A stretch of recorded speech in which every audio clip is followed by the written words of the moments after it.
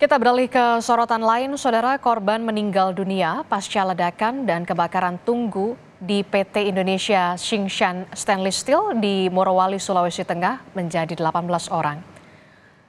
Dari 18 orang meninggal dunia, 10 orang merupakan tenaga kerja Indonesia. Sementara 8 lainnya merupakan tenaga kerja asing. Kapolres Morowali AKBP Supriyanto mengatakan pihaknya bersama Polda Sulteng dan Mabes Polri masih melakukan olah TKP guna menganalisis penyebab ledakan yang mengakibatkan korban jiwa.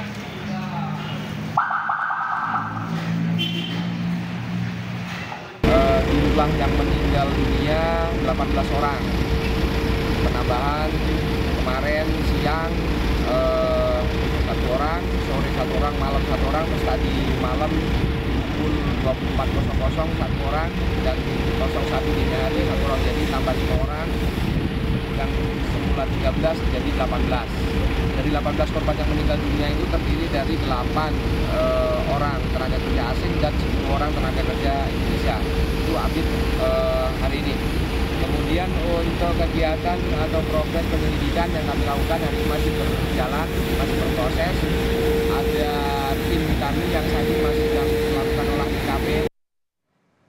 Sebelumnya, saudara, jenazah Wahyudin, salah satu dari 18 korban meninggal dunia akibat ledakan tungku smelter PT ITSS Morowali tiba di rumah duka di Kota Palu, Sulawesi Tengah. Jenazah tiba di rumah duka dengan dikawal oleh rekan kerja serta manajemen perusahaan. Perusahaan telah memberikan santunan untuk pemakaman korban, serta akan memberikan santunan lagi kepada keluarga yang ditinggalkan. Sebelumnya, saudara, keluarga ini mengetahui kabar Wahyudin menjadi korban ledakan smelter dari sang istri yang dapat mengenali suaminya berdasarkan ciri-ciri fisik. Kami dari pihak perusahaan mengantar jenazah sebagai salah satu bentuk tanggung jawab kami sampai ke rumah tempat di mana kediaman almarhum tempat tinggal. Untuk saat ini kita memberikan bantuan dari perusahaan untuk membantu keluarga yang jumlahnya mungkin belum bisa dikasihkan, tapi ada lumayan, dan bantuan lainnya menunggu kelengkapan berkas dari keluarga. Sebelumnya, saudara, ledakan dan kebakaran terjadi di kawasan smelter PT Indonesia Morowali Industrial Park hari Minggu kemarin. Ledakan terjadi saat tungku 41 smelter milik PT Indonesia Tsingshan Stainless Steel tengah diperbaiki teknisi. Hasil investigasi awal, ledakan dipicu karena percikan api terkena cairan yang mudah terbakar di bawah tungku. Akibat peristiwa ini, lebih dari 30 pekerja mengalami luka bakar, sementara 18 pekerja meninggal dunia.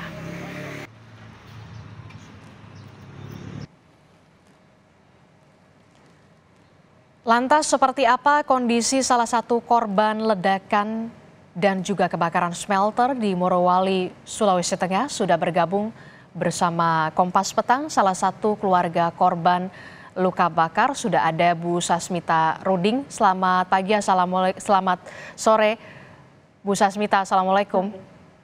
Waalaikumsalam, selamat sore.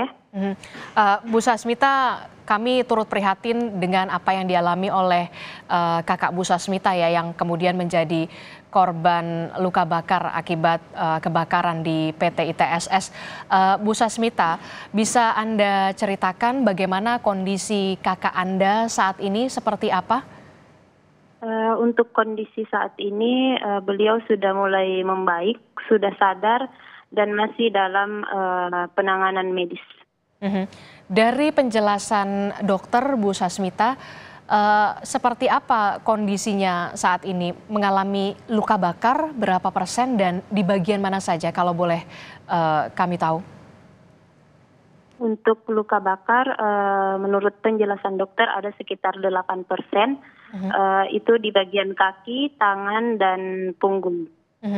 Berarti sampai saat ini kondisinya sudah sadar, sudah bisa berkomunikasi dengan keluarga, Bu Sasmita? Iya, sudah sadar. Iya, sudah sadar. bisa diajak berkomunikasi sejauh ini, Bu Sasmita? Iya, bisa. Cuman untuk di pernapasan di daerah dada dia masih sesak. Oke, berarti kondisinya saat ini mengalami luka bakar di bagian tangan, kaki, dan juga punggung, mengalami sesak nafas, jadi tidak bisa berkomunikasi secara lancar begitu ya, Bu Sasmita ya? Iya. Iya. Bu Sasmita, kami ingin tahu kakak dari Bu Sasmita ini menjadi korban bersama dengan belasan orang lainnya pekerja yang berada di smelter tersebut. Sudah bekerja berapa lama kakak dari Bu Sasmita, kalau boleh tahu? Untuk bekerjanya dia sudah lumayan lama, sudah lebih dari setahun. Sudah lebih dari setahun. Selama setahun ini, apakah pernah bercerita soal bagaimana kondisi di pabrik smelter di sana? Apakah sudah pernah ada cerita-cerita dari kakak Bu Sasmita soal ini? Kalau itu dia kurang cerita, soalnya saya berjauhan dengan kakak saya. Nah, setelah sadar dan memang walaupun memang kurang begitu lancar begitu ya karena masih dalam kondisi sesak begitu, adakah informasi yang Bu Sasmita dan juga keluarga dapatkan dari kakak Anda terkait dengan kronologi bagaimana sebenarnya kemudian smelter ini bisa meledak dan juga terbakar begitu, Bu Sasmita? Iya, baik. Kalau untuk informasi yang saya dapatkan itu dia cuma bilang tiba-tiba terjadi kebakaran tungku dan pada saat meledak itu sudah dipenuhi dengan asap hitam. Jadi masing-masing menyelamatkan diri. Masing-masing menyelamatkan diri, tidak ada petugas kemudian yang mengarahkan kemana atau seperti apa dari cerita kakak Bu Sasmita? Kalau itu saya kurang tahu, soalnya dia tidak menjelaskan begitu detail.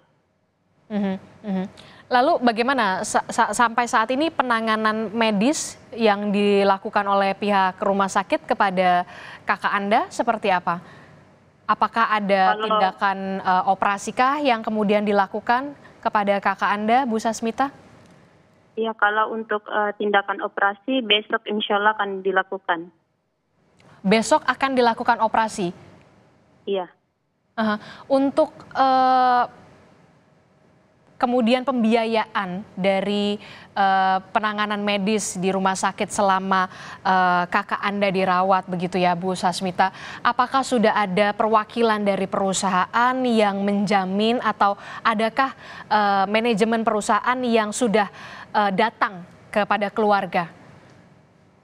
Iya, untuk perawatan dari perusahaan memang sudah datang meninjau ke rumah sakit. Sudah ada salah satu perwakilan dari perusahaan begitu? Iya. Apa yang disampaikan perusahaan kepada keluarga kala itu? Untuk penyampaiannya, dia mengatakan bahwa jika memang perlu dirujuk, maka pasien akan dirujuk. Karena semua biaya akan ditanggung oleh perusahaan. Oke, berarti itu artinya soal pembiayaan semuanya ditanggung oleh perusahaan ya? Iya. Oke, terakhir apa yang ingin disampaikan? Harapan saya untuk para korban, terutama kakak saya sendiri, harap lebih diperhatikan untuk kedepannya bagaimana, apalagi yang mengalami cacat, semoga lebih diperhatikan. Jadi keluarga korban ini meminta untuk kemudian pihak perusahaan lebih memperhatikan bagaimana kemudian nasib dari korban yang menjadi korban selamat ataupun meninggal dunia dalam peristiwa ini. Terima kasih Bu Sasmita Ruding telah membagikan informasi dan ceritanya di Kompas Petang. Terima kasih, selamat sore.